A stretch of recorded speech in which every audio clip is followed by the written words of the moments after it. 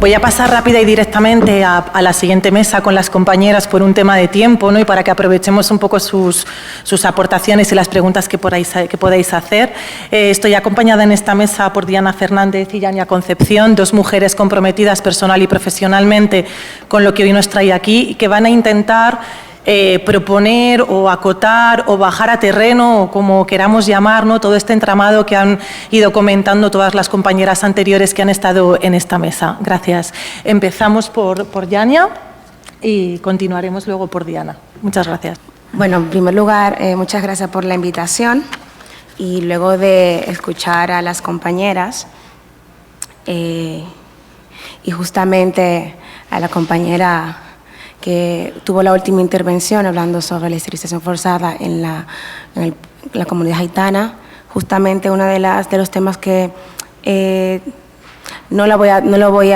iba a mencionar dentro del tema de la interseccionalidad y derechos sexuales y reproductivos, iba a mencionar, porque creo que nos olvidamos mucho de la comunidad, o se olvida literalmente de la comunidad gitana que está luchando desde hace 600 años.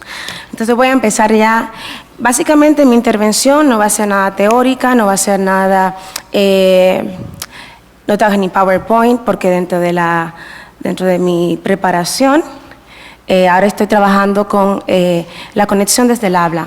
Creo que una de las cosas que últimamente estamos perdiendo en ese sentido es la comunicación a través de la palabra, como el conocimiento, por lo menos yo que soy afrodescendiente, feminista, negra, migrante, dominicana, me he ido construyendo en estos 2 últimos años soy representante de Afroféminas Madrid, y cómo esa comunidad y cómo mis compañeras negras, mis compañeras de lucha también, la comunidad gitana, feministas gitanas también, musulmanas, cómo estamos en esta lucha desde el antirracismo, y es decir, que mi título es Derechos Sexuales y Reproductivos desde el Estado español desde una mirada interseccional. Pero cuando voy a hablar de interseccionalidad, voy a enfocarme específicamente en un tema que es muy olvidado, tanto por el Estado español como por las feministas blancas y por las organizaciones, que es el tema que nunca se toma en cuenta, que es el tema de la raza, que también es una parte en la interseccionalidad.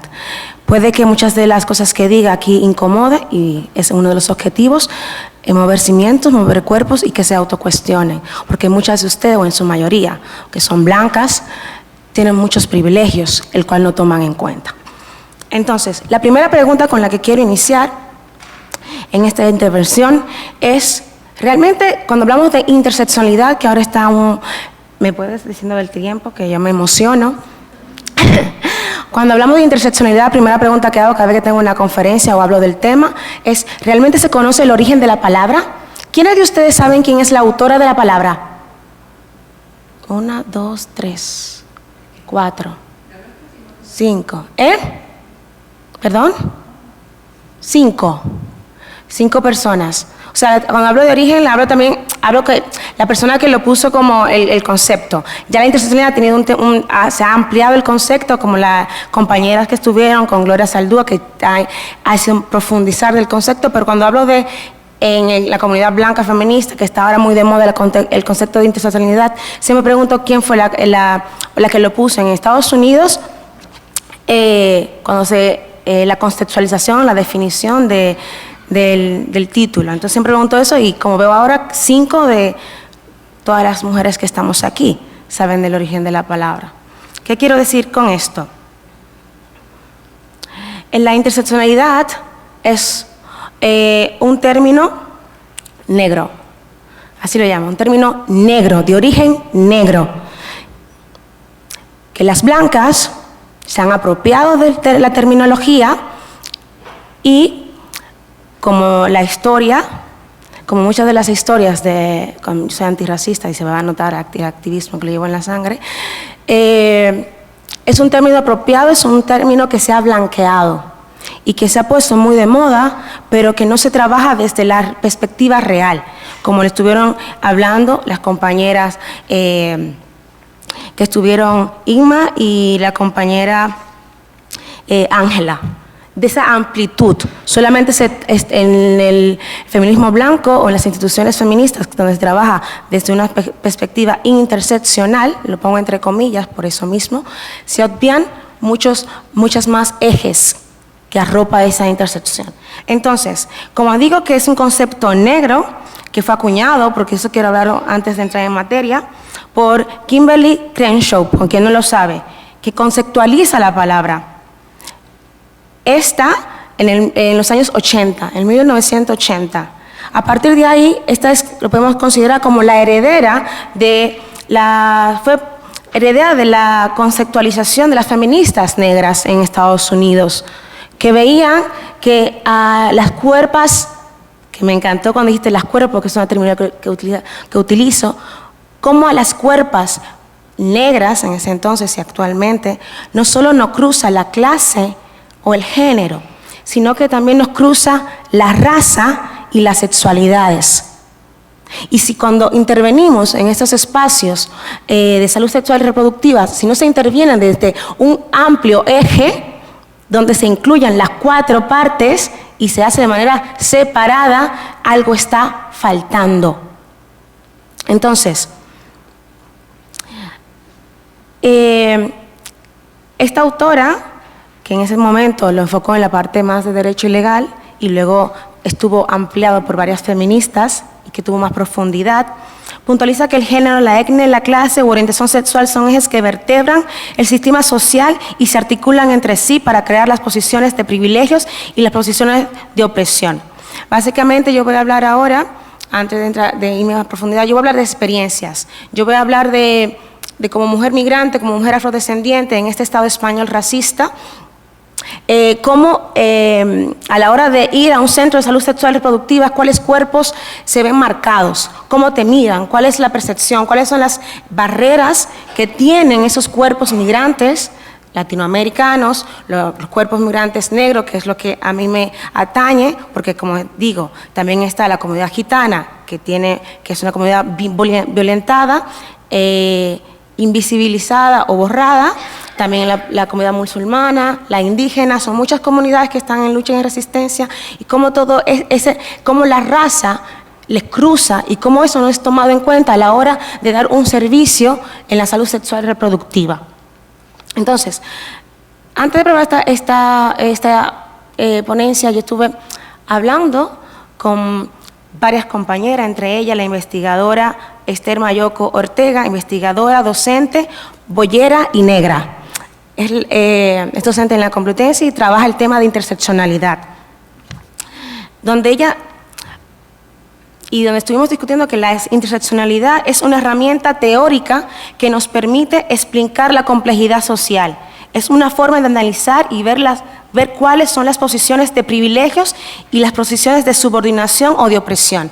Es decir, la interseccionalidad, aparte de cuando incluye todos estos ejes, es una herramienta teórica que te permite a ti, como profesional o como feminista o como humana, cuando estás trabajando también en intervenciones sociales, te permite ver la complejidad social desde las posiciones que tienen las personas en ese momento. O sea, más que nada enfocarlo ahí en las posiciones. ¿Qué no se ve? ¿Qué posición tienes tú ante una mujer migrante cuando viene a ese servicio? Como blanca, española, europea. ¿Cuáles son las concepciones? También hablaron las compañeras anteriores. ¿Qué mirada tienes cuando llega ese cuerpo con unas creencias culturales diferentes, con unos códigos diferentes, con un contexto y una realidad migratoria diferente? ¿Cómo miras? ¿Desde dónde miras? ¿Desde qué lugar lo haces? Es por ello, entonces la importancia de la interseccionalidad cuando hablamos de derechos sexuales y reproductivos es que nos permita ver no solamente las opresiones que sufren unos cuerpos, o cómo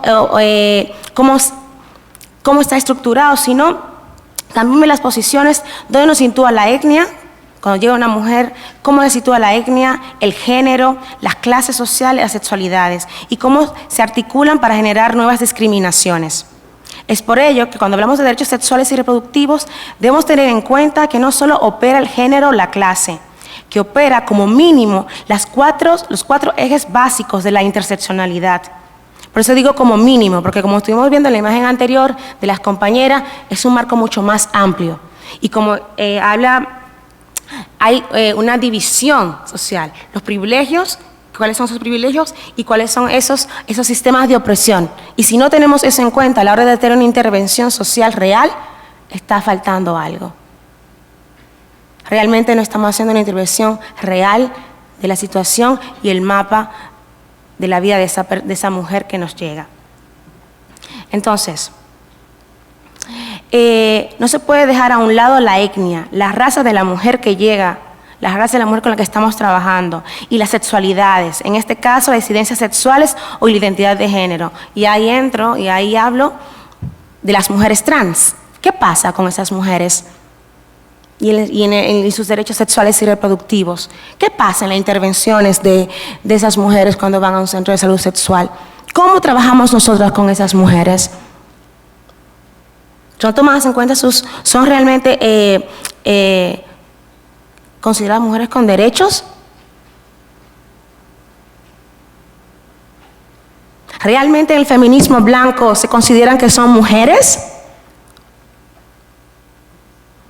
Entonces, ¿por qué me hablan de interseccionalidad?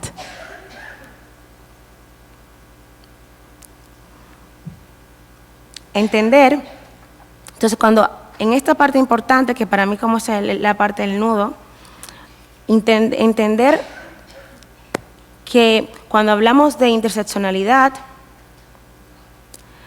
también tengo que poner sobre la mesa, y esto va en todo, el racismo estructural e institucional y social que impera en el Estado español. Es algo que no se puede dejar a un lado, que muchas personas no quieren que se mencione, no se menciona, y que muchas de las feministas blancas dejan a un lado, así como el Estado español tampoco integra la raza como una parte fundamental de los derechos sexuales. Entonces, hay una colonialidad del poder a la hora de intervenir con los cuerpos migrantes.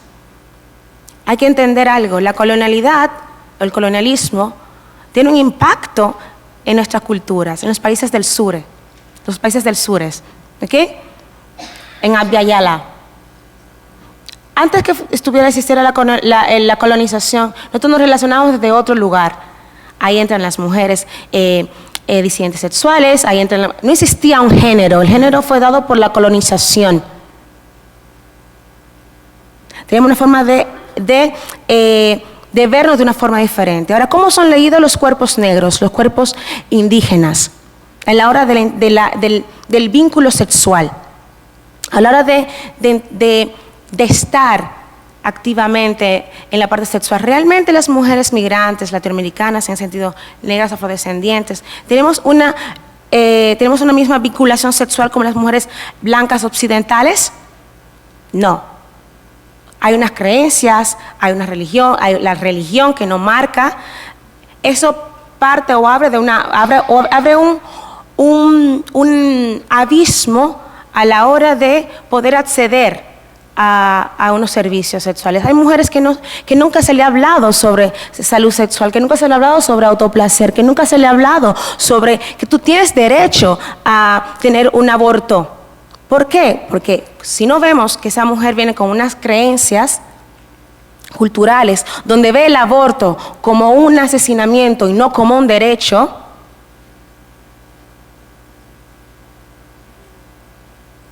¿por qué esperar llegar y ver, en vez de ver la realidad y ver ese amplio mapa que trae esa mujer, no conectar con esas creencias que hay detrás? ¿Cómo se estructura esa educación?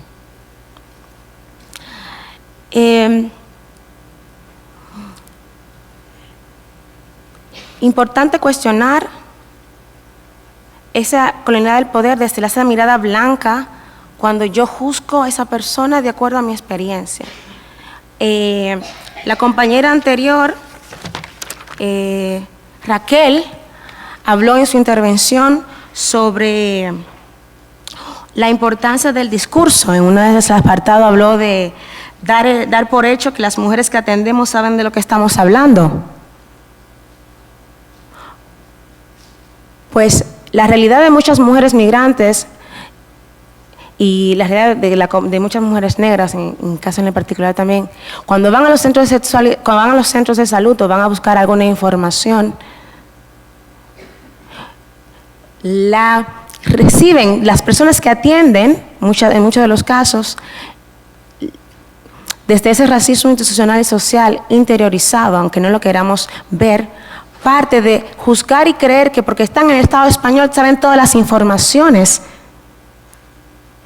y deben manejar todas las informaciones para llevar a cabo un servicio. Entonces, importante, cuando hablamos de interseccionalidad en los derechos sexuales y reproductivos, es importante ver de una manera más amplia la intervención. Es importante, no se puede dejar al lado la raza de las mujeres y su disidencia sexual. Ese mundo queer, ese mundo raro, esas cuerpas no reproductivas de las que hablaron las hermanas anteriormente. Entonces, dentro de las barreras y obstáculos para el acceso de las cuerpas racializadas desde una mirada interseccional, y primero, quiero hablar específicamente como experiencia de las mujeres trabajadoras del hogar. Las mujeres trabajadoras del hogar, que en su mayoría son mujeres migrantes,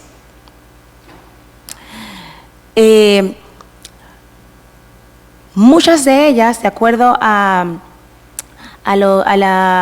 registro que lleva CEDOAC,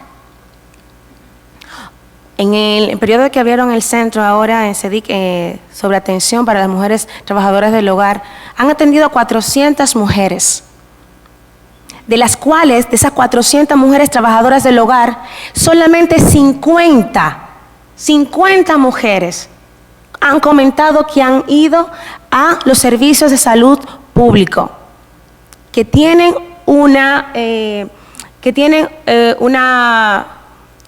van a chequeos regulares a la ginecología.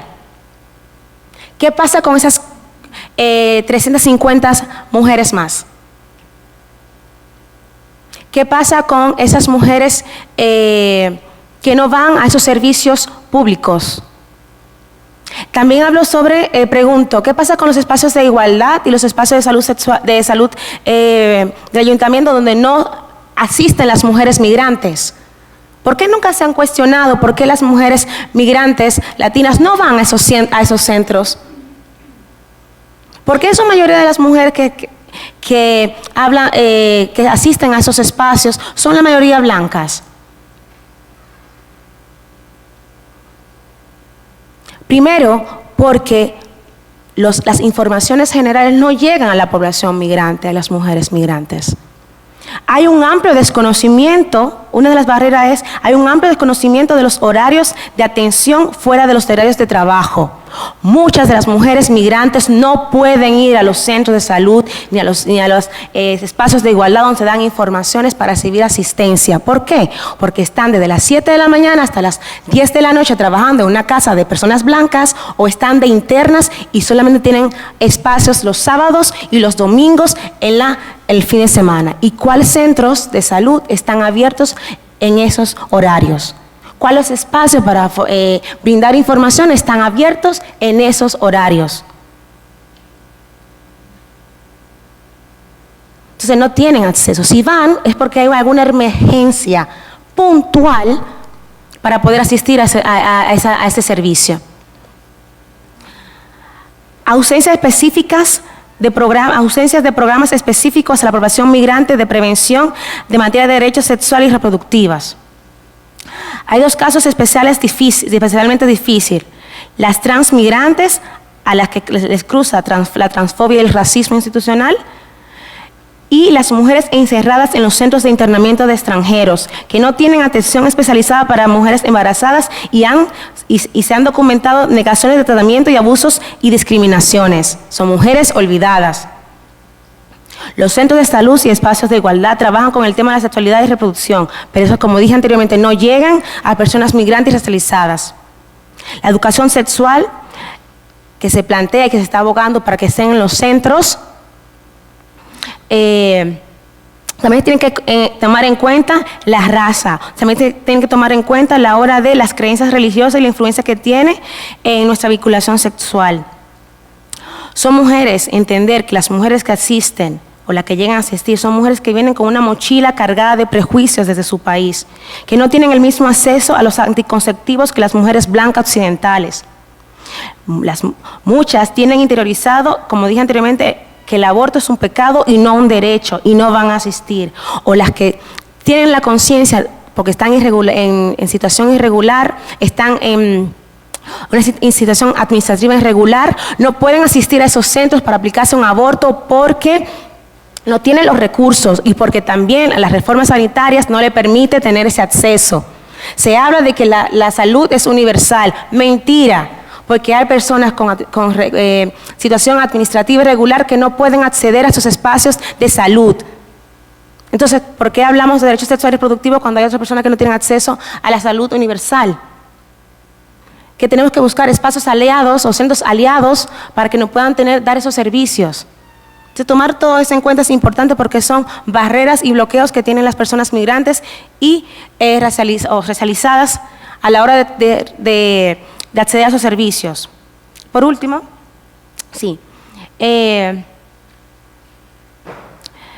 entender desde otra mirada, desde la experiencia, también desde la intervención terapéutica que hago, muchas de las mujeres migrantes y racializadas, cuando hablamos de hecho de la libertad de la sexualidad, tienen una concepción del placer totalmente diferente. Como dije, el género no es igual para todo el mundo, la sexualidad no es igual para todo el mundo. Entonces, entender que las mujeres migrantes vienen con esa mochila y que están cargando una historia y sus cuerpos traen unos mapas de caminos, unos caminos de dolor, que vienen aquí para trabajar y que no pueden dejar muchas veces los espacios de trabajo porque tienen que mantener una familia, porque tienen que mantener un permiso administrativo, que no es igual los permisos que dan en los espacios, en los trabajos comunes que te dan. Tú puedes ir, normalmente pedir un permiso para ir a la salud, pero las mujeres, por ejemplo, en este caso, trabajadoras del hogar, no pueden, porque tienen la barrera del empleador o la empleada que le pone pretexto o le alarga el permiso. Entonces, para cerrar, propuestas de aplicación en el enfoque interseccional. ¿Qué propuesta hago? Para que se haga una intervención interseccional real. Capacitar al personal sanitario desde una mirada interseccional y antirracista, que tenga conciencia de los cuerpos que llegan, que no lo mire desde una mirada blanca, que entienda que hay más allá, que hay otras historias que abarcan, hay otros factores que influyen en ese cuerpo para tomar ciertas decisiones. Que el personal sanitario o el personal que trabaja estos temas de salud sexual y reproductiva, ustedes que están aquí, también ofrezcan información y servicios en sentido interseccional, que incluyan la raza. Respeto afectivo, la dignidad y los derechos fundamentales de las mujeres migrantes y racializadas y transexuales. Implementación de medidas de protección contra la discriminación por razón de género, raza, clase, orientación sexual e identidad sexual. Que dentro de las capacitaciones de las personas sanitarios existe una formación unificada y sistematizada en materia interseccional, que también incluyan esa parte de la empatía hacia las otras historias. Muchas veces hablamos de sororidad, hablamos del trabajo entre mujeres, pero ¿dónde está esa empatía, esa mirada de conexión, esa mirada de buen trato y de escucha activa, más allá de lo que tenemos aquí materialmente, a esa mujer que llega a unos servicios sin información? Entonces, termino con esta pregunta. A manera de reflexión, ¿realmente en nuestros espacios estamos trabajando o viendo a las mujeres desde una mirada interseccional real? ¿Realmente estamos aplicando el concepto desde la raíz o simplemente lo estamos utilizando como un comodín para vernos mucho más inclusivas? Y realmente estamos teniendo la empatía con esas mujeres y con esas historias que nos llegan o con las que trabajamos. Gracias. Gracias, Yania. Vamos a pasar a escuchar a Diana y un poco a modo de responder tu pregunta reflexiva de si estamos aplicando el concepto o no. Bueno, pues aquí estamos, todas juntas, intentando ofrecer un espacio donde trabajar desde esos conceptos, donde escucharnos a todas, a nosotras, a ellas, a otras, a todas, o bueno, un poco aquí estamos y esperemos que cuando terminemos las jornadas pues hayamos podido avanzar un poquito más en este sentido. Pasamos a escuchar a Diana Fernández. Hola, muchas gracias a UNAV, muchas gracias a todas por estar aquí. Mi propuesta es hablar sobre lo poquito que conozco desde mi experiencia. Para ello os voy a compartir algunas de las preguntas que suelen hacer las personas migrantes que vienen a asesorías sexológicas y después algunas claves que a mi modo de ver pueden servirnos para ayudar y para atender estas experiencias. Sobre las demandas frecuentes me gustaría también comentar que lo voy a hacer a través de ejemplos y que por favor tuvierais en cuenta que si bien en estos ejemplos aparecen algunos datos de estas personas, como pueden ser su lugar de procedencia, la idea principal es que atendamos a las personas en su unicidad, es decir, que cada persona es única y es un ser sexuado único e irrepetible y no vamos a hacer una lectura generalista desde su cultura de origen, ¿de acuerdo? Una de las principales cuestiones que vienen a preguntar son sobre los desajustes del deseo en la pareja. Es el caso, por ejemplo, de una pareja con más de 20 años de diferencia en la que ella quiere quedarse embarazada y él dice que no puede tener más de un encuentro coital a la semana. Podemos ver aquí que, bueno, pues que el deseo no es del encuentro erótico en sí mismo, sino es del embarazo y que el encuentro se produce única y exclusivamente con esta función reproductiva, ¿no? Con la función de coito. Otra de las cuestiones que consultan son por los encuentros eróticos poco satisfactorios. Es el caso de una mujer y su marido que quieren ser padres. Cuando ella viene a consulta, nos pregunta y nos comparte que su marido no es cariñoso. Es decir, el primer motivo de consulta es en relación a su deseo de maternidad y posteriormente vemos pues, que está compartiendo que no hay placer en este encuentro. Un motivo bastante habitual o que aparece a lo mejor en segundo término es el dolor en los encuentros eróticos. El dolor en el coito, sobre todo, lo encontramos en matrimonios de conveniencia o tras el parto, por desconocimiento, muchas veces, o falta de respeto sobre el cuerpo de la mujer. También en atención a hombres, pues encontramos la vivencia insatisfactoria de la erección.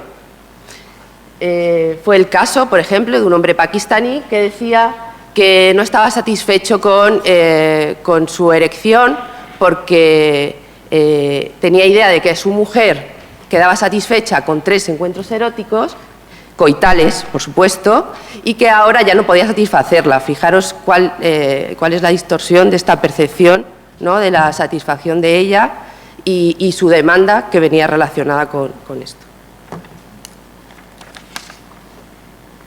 También en relación a la eyaculación hay dificultades y nos preguntaban, por ejemplo, un chico que decía que tenía un problema con su eyaculación porque eyaculaba muy pronto y para él, una vez que había eyaculado, el encuentro erótico había finalizado.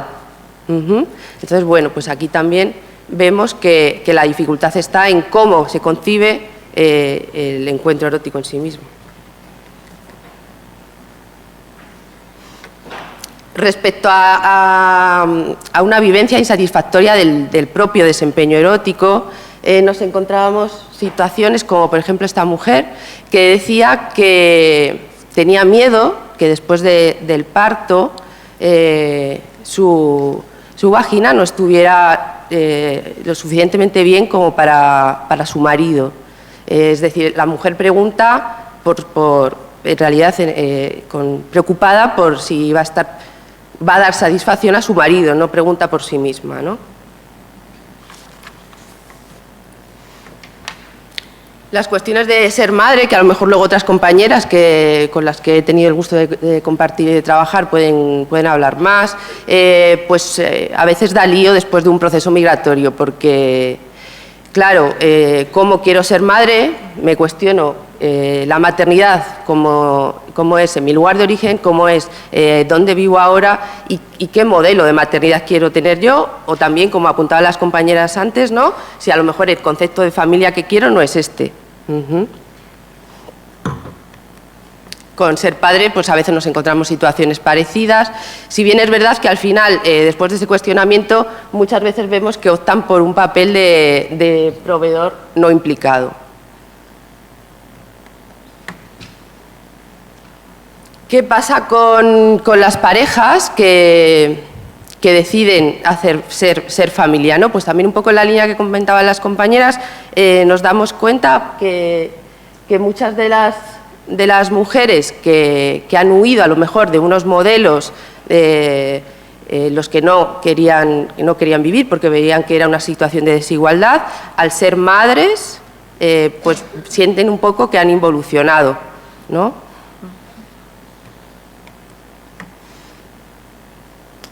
En situaciones en las que una pareja mixta decide tener un proyecto, por ejemplo, como tener hijos, puede ser el caso de una persona musulmana y otra de diferente religión o no religión, pues esta situación, si no es aprobada por la cultura o por la religión, pues puede condicionar incluso la validez de esta relación en un futuro, ¿no? Se ve puesta en cuestión.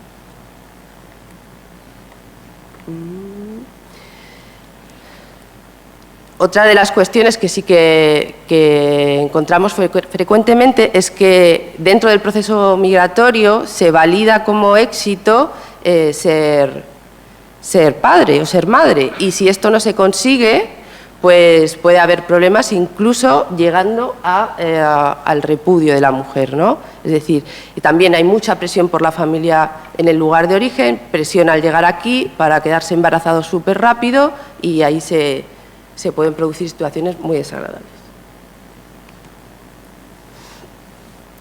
Pues como en otras parejas, cuando se producen situaciones de reagrupación en las que a lo mejor las familias bien descendientes o ascendientes vienen a este nuevo lugar de procedencia, pues se mueven muchas cosas en la intimidad de la pareja y esto también puede generar dificultades. Cuando una pareja migrante ha tenido diferentes procesos de migración y se unen en un nuevo lugar, vemos que esto también genera movimientos en las situaciones de poder, en los procesos de crecimiento personal, de empoderamiento, y este ajuste de esta pareja con estos nuevos procesos también es algo de lo que vemos que nos suelen preguntar. A veces también encontramos relaciones parejas que se forman aquí pero siguen teniendo vínculos o familias en sus lugares de origen, y ahí que a veces pues ven en tiempos de vacaciones, y bueno, pues detectamos la posibilidad de que haya más posibilidades, por ejemplo, de infecciones de transmisión genital. Esto es bastante interesante cuando una pareja migra y se mueven los roles de poder en la misma. Por ejemplo, cuando en el lugar de origen era él el proveedor y aquí es ella, pues esto genera muchísimos cambios, ya que la mujer se ve empoderada, el hombre se ve cuestionado su masculinidad, y cómo se ajusta esto en la intimidad, pues es algo también bastante interesante y que suelen preguntar. Como mencionaban también las compañeras, el estatus legal afecta a la vivencia de la sexualidad de las personas, no solamente en el acceso a recursos, sino también en cómo se mueve esta desigualdad en la intimidad. No es lo mismo tener una situación que otra y cómo me relaciono desde ahí. Algunas claves que nos pueden servir a la hora de atender a estas cuestiones, muy en la línea de lo que decían las compañeras, Pues la primera, pues que, bueno, la diversidad es una característica de los seres sexuados y que lo tengamos en cuenta, que aunque hablemos en términos generales, pues cada persona es única. Y como también compartíais, que es estas diferencias las que nos enriquecen, ¿no? Que nos abramos a ellas. ¿Y cómo nos podemos abrir a esa diversidad? ¿Cómo nos podemos abrir a esto? Bueno, pues una de las maneras más interesantes es conectando y experimentando con ella desde la curiosidad y desde el interés, ¿no? Para poder crecer con ella, no alejándonos. Súper importante, que esto es clave, ¿no? Preguntar por cuál es la tolerancia con las diferentes cuestiones de sexualidad en el país de origen, ¿vale? Podemos preguntar sobre si hay más tolerancia o menos sobre orientaciones del deseo no normativa, sobre identidades no binarias, sobre si hay personas con identidad de género no correspondido con el género asignado, ¿vale? También podemos indagar sobre modelos de relaciones de pareja en el lugar de origen, si están permitidos los noviazgos, si hay prácticas de relaciones online, de amantes, bueno, pues cómo es este mundo allí, ¿no? El género, estamos permanentemente hablando de él, indagar un poquito si alguien que nos venga a preguntar sobre las desigualdades de género en la cultura de origen, pues como decíais por aquí también, Yania, van las mujeres solas al médico, van acompañadas, pueden tomar sus decisiones libremente, bueno, pues desde ahí. Indagar también sobre los mitos imperantes en la sexualidad de la cultura de origen, pues en torno a la menstruación, por ejemplo, suele haber bastantes mitos, ¿vale? Si existen prácticas, ritos y costumbres en torno a la sexualidad, como puede ser, pues efectivamente, la mutilación genital, ¿vale? Muy interesante también a tener en cuenta es conocer un poco cuál es la jurisprudencia en el país de origen respecto a la sexualidad, ¿vale? Pues desde cuáles son las diferentes fórmulas de institucionalización de las relaciones, pues si puede haber matrimonio, si hay parejas de hecho, bueno, cómo se organiza esto, si hay alguna ley que regule las conductas eróticas, permitiéndolas, prohibiéndolas o cómo se regula esto también, sobre la edad de consentimiento de las prácticas, sobre la edad de matrimonio, también nos puede ser interesante, y por supuesto sobre el uso de anticonceptivos, poscoital y BEP. Otra de las cuestiones que podemos preguntar, que también nos puede dar bastantes pistas, es sobre cómo es la sexualidad en el lugar de origen, ¿no? Cómo ha adquirido los conocimientos que tiene sobre sexualidad. Las compañeras decían antes, pues esto, ¿no? De la sexualidad de la Virgen María. Bueno, pues puede ser también pues por iguales, por el cole, las universidades, indagar un poquito por ahí. Muy importante si es una persona religiosa o si viene de una cultura religiosa, cómo afecta o qué transmite, qué valores transmite esta religión, ¿no? Si tiene tabús respecto al sexo, estas ideas de pecado, de sucio, limpio, cuerpo, alma, salud, bueno, pues un poco investigar sobre esto también. Muy interesante también si esta religión permite o no prácticas aconceptivas, es decir, si se permite tener placer aunque no sea con fines reproductivos, si se permite también la expresión del deseo fuera de la familia, fuera de la pareja, también sobre los mandatos de género, ¿no? La religión transmite mucha información sobre mandatos de género, la mujer pura, sumisa, bueno, pues investigar sobre esto.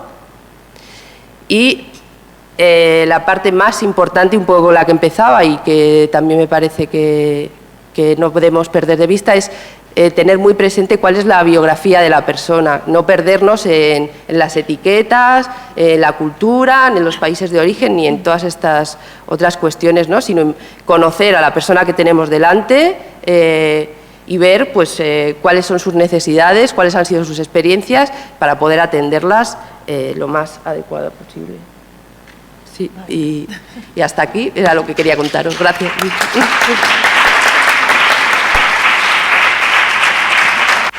Pues muchas gracias, Diana.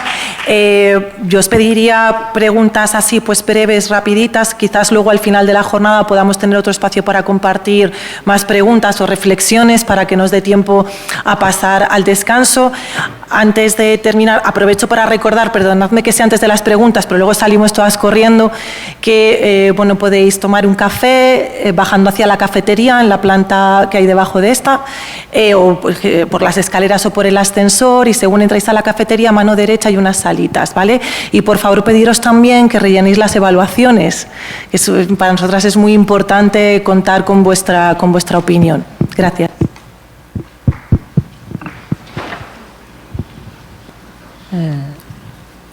Estoy totalmente de acuerdo contigo, Yania, que en la intersexualidad está completamente olvidado lo de las razas. Yo soy española, de raza árabe, musulmán. Sino, ¿cómo explicar que el ministro de Deporte pueda consentir que la Supercopa de fútbol se puede organizar en países musulmanes donde la mujer y su sexualidad no existe, ni la mujer ni la sexualidad? Y entonces yo creo que se hace para apoyar a estos gobiernos como Arabia Saudita, como Marruecos y otros países musulmanes. Solo cito estos dos porque en Marruecos se ha organizado una y este año se va a organizar la Supercopa de fútbol en un país donde solo se ha exigido a Arabia Saudita que entran en el estadio algunas mujeres, en un estadio donde caben 80 o 100.000 personas, y yo apuesto a que serán 10.000 como mucho, y el gobierno de Arabia Saudita exige que estas mujeres estén acompañados de hombres, que no serán una pareja sin ningún vínculo con ella. Se exigirá a esta mujer que entre en el estadio con su marido, con su hermano, con su padre, para protegerla de no sé qué. Entonces, como musulmana, no entiendo que se apoye a estos gobiernos solo para tener dinero, porque la Federación de Fútbol Española va a cobrar 50 millones de euros de Arabia Saudita. Entonces, solo por esta prima se apoya a gobiernos musulmanes que aplastan a la mujer, a la sexualidad de la mujer, a la libertad de producción, de reproducción, y a todo lo que simboliza la mujer. Entonces, esto de verdad, Yania, te apoyo cuando dices que en este tema lo de las razas se olvida completamente. Gracias. Pasamos a la siguiente pregunta. Por favor, intentemos ser un poquito breves. Siento meteros esta prisa, pero andamos un poco mal de tiempo.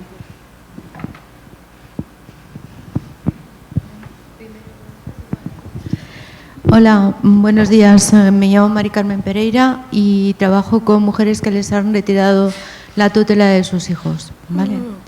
Entonces, para mí, quería decir dos cosas. Creo que en España, bueno, y en Europa en general, la sexualidad ha sido un tema no solo de raza, sino de todo.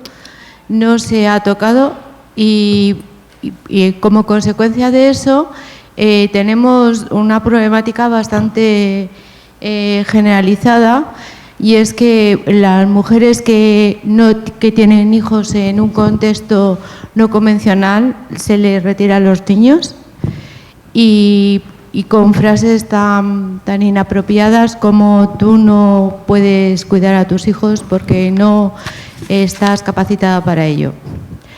Eso es un tema bastante importante.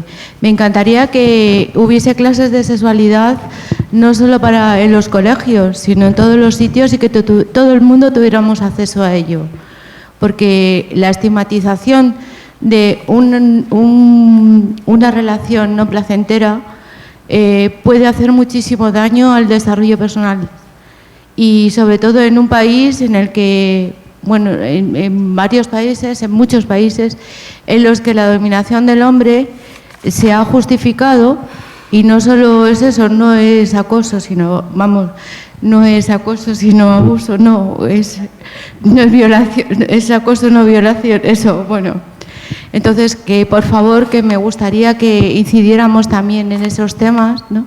Y que me dijerais, de verdad, en la Comunidad de Madrid, qué sitios hay de educación sexual. Muchas gracias. Gracias a Diana y a Yania por sus intervenciones sugerentes. Voy a ser breve y voy a compartir y preguntar a Yania una experiencia que hemos tenido dentro de nuestro marco de trabajo. Nos llevamos muchos años ya trabajando con temas de cómo hacer efectiva, como tú has dicho, cómo hacer real la interseccionalidad.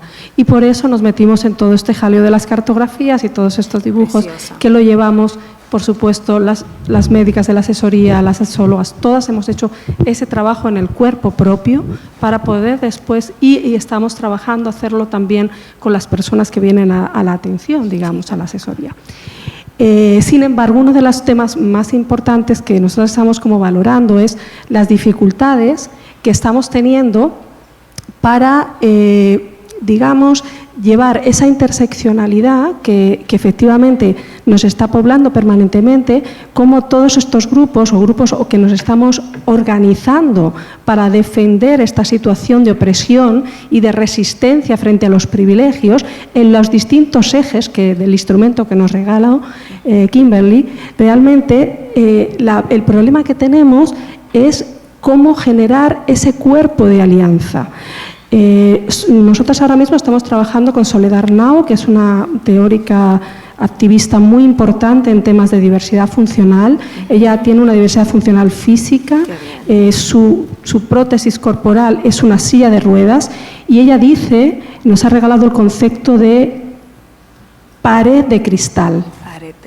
Y dice, todas las personas que estamos en el eje de la interseccionalidad tenemos cosas en común, pero nos cuesta encontrarnos. Cuando una persona de diversidad funcional va hacia la zona racializada, cuando no le atraviesa todas esas cuestiones, ¿cómo es posible a veces hacer esto parece que estamos en el mismo lugar, pero estamos como separadas por no un techo, que eso es para, como ellas dicen, los verticales, los capacitistas y todo esto, sino ese concepto. ¿Cómo crees tú que podemos superar esta situación de pared de cristal?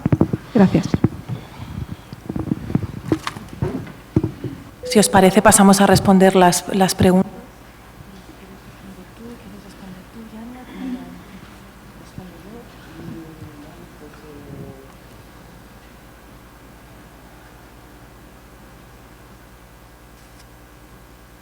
Hola, respondiendo, Carmen, que preguntabas, ¿no?, sobre dónde se hace educación sexual. Pues yo creo que se hace en todos los sitios, ¿no? Hacemos educación sexual permanentemente. Ahora, ¿cómo lo hacemos? ¿Qué hacemos? Y si queremos hacerlo diferente, sería un poco lo que tenemos que ver entre todas, ¿no?, lo que estamos haciendo aquí. Pero en la calle se hace educación sexual, en los patios se hace educación sexual. Aquí estamos haciendo educación sexual. Es verdad que sí faltan muchísimos recursos, no hay recursos para hacer educación sexual en la Comunidad de Madrid. Carmen, cuando hablas un tema que ahora mismo en la comunidad está trabajando mucho en la comunidad latinoamericana, el tema de la quita de tutela y sobre también la educación sexual. Antes de eso, hago una pregunta. Me pregunté cuando estabas hablando, realmente en la quita de tutela, ¿no creemos o no existe esa parte de la raza? Para mí sí. No es lo mismo la forma de criar de una mujer española occidental que una mujer latinoamericana o una mujer africana. Hay un contexto diferente y hay unas formas diferentes de vinculación que el Estado español, cuando quita esa tutela, no toma en cuenta.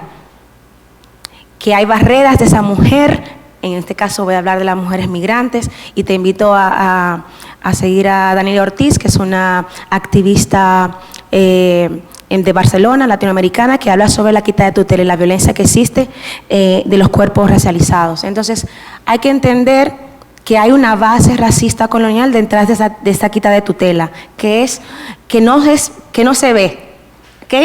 Y que no se toma en cuenta. Entonces, por eso hablo mucho y pongo en la mesa el tema de raza, y que se le cuesta ver. Entonces, hay que tomar esa parte en cuenta. No es lo mismo una crianza de una mujer dominicana, una mujer negra, campesina, indígena, o una mujer asiática. No es lo mismo. Entonces, hay que tomar eso en cuenta.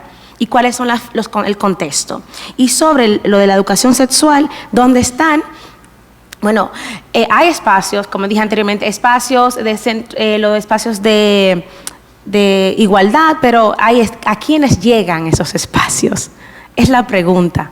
¿A qué mujeres llegan esos espacios para dar? Porque sí existen, sí hay espacios de salud sexual y reproductiva, de educación sexual. Incluso este espacio lo pone en la mesa. Existen los espacios y se está luchando también con el Estado para que sea algo que esté en las escuelas o en los institutos.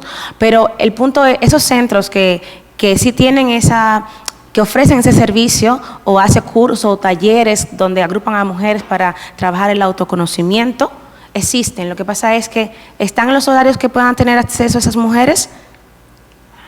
Esa es la pregunta. ¿Bajan a la calle para que las mujeres se enteren, o las mujeres migrantes, las mujeres con las que puedas trabajar, se enteren de que existen? Entonces, esa es la cuestión. ¿Realmente se toma eso en cuenta? Y por último, a la compañera Inma, la pared de cristal, me encanta ese concepto, voy a investigar sobre ello. ¿Cómo superarla? Bueno, de la manera personal, creo que una forma de poder superar esa pared de cristal que existe en esa línea de las personas que tienen privilegio, las personas que están oprimidas por el Estado o por el mismo sistema racista y colonial, en ese sentido como hablo, creo que una de las formas para superarlas, primero es que las personas reconozcan privilegio, como ustedes dijeron, hagan ese trabajo personal que ustedes, comencé a seguirlas y a ver su trabajo por CEDOAC, por Edith, que me habló de ustedes, por eso sé.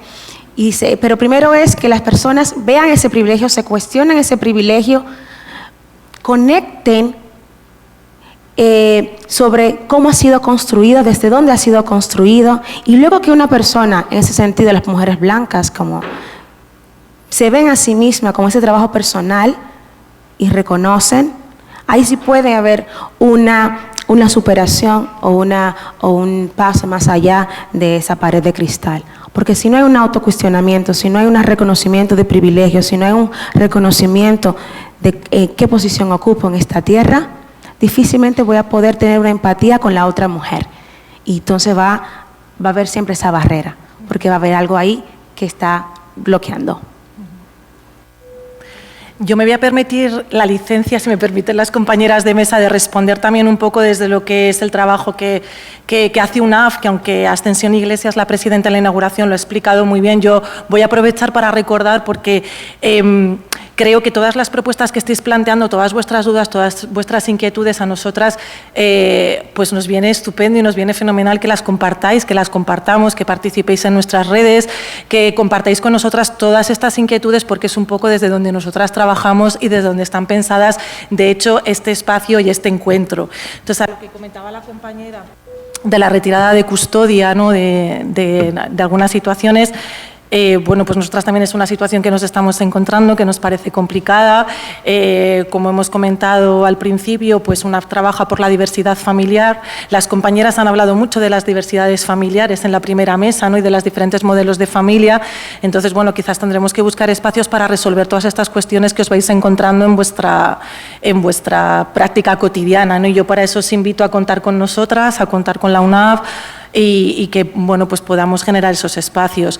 A lo que comentaba la compañera de la diversidad funcional, otro tema complicado de incorporar, quizás a mí, esto es personal, son tantas cosas que a veces me pierdo y a veces creo que me estoy equivocando constantemente, a veces no acierto a cómo incorporar todo, pero quizás trabajando desde el encuadre sexológico de la sexualidad sustantiva, a mí me parece un marco que un poco es desde donde bueno, UNAC propone sus programas, ¿no? E intentamos por lo menos construir desde ahí. Ahí sí que da cabida a respetar, a entender, a comprender las individualidades e intentar acercarnos un poco a una atención, pues como planteaba un poco Diana, un poco más integral, interseccional y un poco que contemple todo. Creo, ¿no? Eso es una opinión un poco mía personal. Bueno, gracias.